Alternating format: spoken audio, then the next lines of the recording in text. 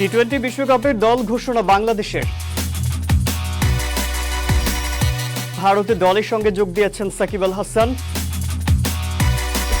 White wash হবে ভারত, ভবিষ্যৎবাণী অজিত তারকার। ইউসিএল এ রিয়ালের জয়, রাতে অ্যান্ড্রিকের রেকর্ড। মেসি ডিমারিয়ার বিকল্প নিয়ে ভাবছে আর্জেন্টিনা।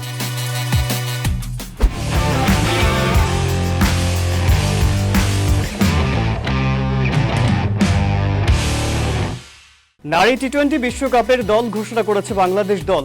বুধবার বিসিবির অফিসিয়াল ফেসবুক পেজে ভিন্ন আঙ্গিকে দলের ক্রিকেটারদের নাম প্রকাশ করেছে বিসিবি। মূলত দেশের বাইরে থাকা প্রবাসীদের দিয়ে বিশ্বকাপ দলে থাকা ক্রিকেটারদের নাম প্রকাশ করা হয়েছে।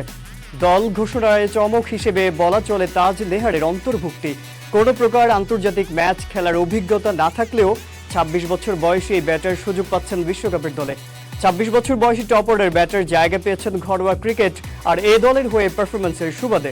জাহানারা আলম দীর্ঘদিন পর এশিয়া কাপ দিয়ে জাতীয় দলে এসেছিলেন, তিনিও জায়গা ধরে রেখেছেন বিশ্বকাপের স্কোয়াডে। পাকিস্তান সিরিজের পর ছিলেন না দলের সঙ্গে সাকিব আল হাসান। টেস্ট সিরিজের পরেই উড়াল দেন ইংল্যান্ডে।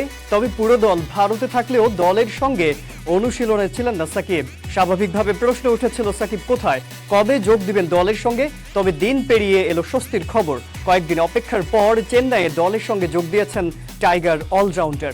মঙ্গলবার রাতেই টেস্ট দলের সঙ্গে যোগ দিয়েছেন তিনি। বাংলাদেশের বিপক্ষে সিরিজ দিয়ে নিজেদের নতুন টেস্ট মৌসুম শুরু করবে ভারত ক্রিকেট দল। বাংলাদেশ সিরিজের পরেই ঘরের মাঠে নিউজিল্যান্ডের বিপক্ষে ৩ ম্যাচের সিরিজ, আর তারপরেই মর্যাদার বর্ডার গাভাস্কার ট্রফি। অস্ট্রেলিয়ার বিপক্ষে সেই সিরিজ হবে নভেম্বরের শেষ সপ্তাহে। ভারতের সব মনোযোগ এখন বাংলাদেশের বিপক্ষে সিরিজকে সামনে রেখে। চেন্নাইতে গৌতম গম্ভীরের দল যখন টাইগারদের বিপক্ষে রণকৌশল সাজাচ্ছে, তখন ভারতকে এক প্রকার হুমকি দিয়ে রেখেছেন অজি তারকা ন্যাথন লায়ন। জানিয়েছেন সিরিজের ধবল ধোলাইয়ের লজ্জা পেতে হবে ভারতকে। তবে এই মন্তব্য বাংলাদেশ সিরিজ না, বর্ডার গাভাস্কার সিরিজ নিয়ে। তার দাবি ৫ ম্যাচের এই সিরিজে ৫-০ ব্যবধানে ভারতকে হোয়াইট ওয়াশ করবে অস্ট্রেলিয়া। উয়েফা চ্যাম্পিয়ন্স লিগের নতুন মৌসুমের উদ্বোধনী দিনে মাঠে নেমেছিল ১২টি দল। এর মধ্যে কঠিন এক লড়াই দিয়ে শুভ সূচনা করেছে ডিফেন্ডিং চ্যাম্পিয়ন্স রিয়াল মাদ্রিদ। তবে জার্মান ক্লাব ডিএফবি স্টুটগার্টের বিপক্ষে তাদের জয় পেতে বেশ ঘাম ঝরাতে হয়েছে।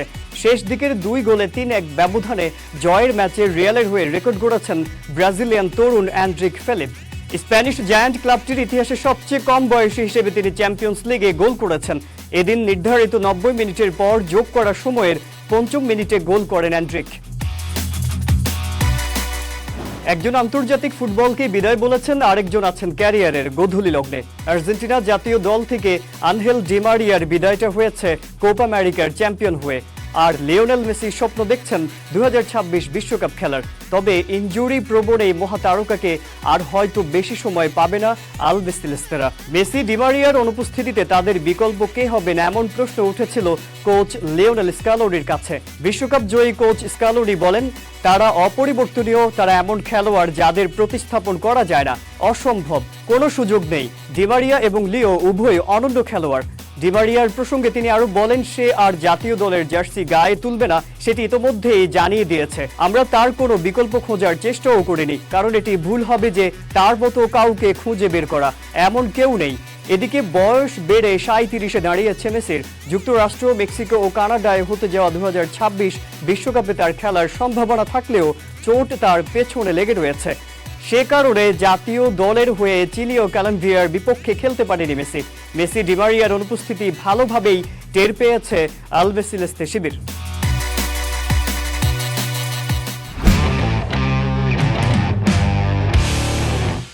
কালের কণ্ঠ স্পোর্টস আনলিমিটেড আজ এ পর্যন্তই। কালের কণ্ঠের সর্বশেষ সংবাদ পড়তে ভিজিট করুন www.kalerkontho.com। ফেসবুকে সংবাদের ভিডিও ও অনুষ্ঠান দেখতে ভিজিট করুন facebook.com/কালেরকণ্ঠ এবং facebook.com/কালেরকণ্ঠ ডিজিটাল। আর ইউটিউবে সব ভিডিও স্টোরি দেখুন আমাদের ইউটিউব চ্যানেল কালের কণ্ঠ এবং কালের কণ্ঠ ডিজিটালে। সাথে থাকার জন্য ধন্যবাদ।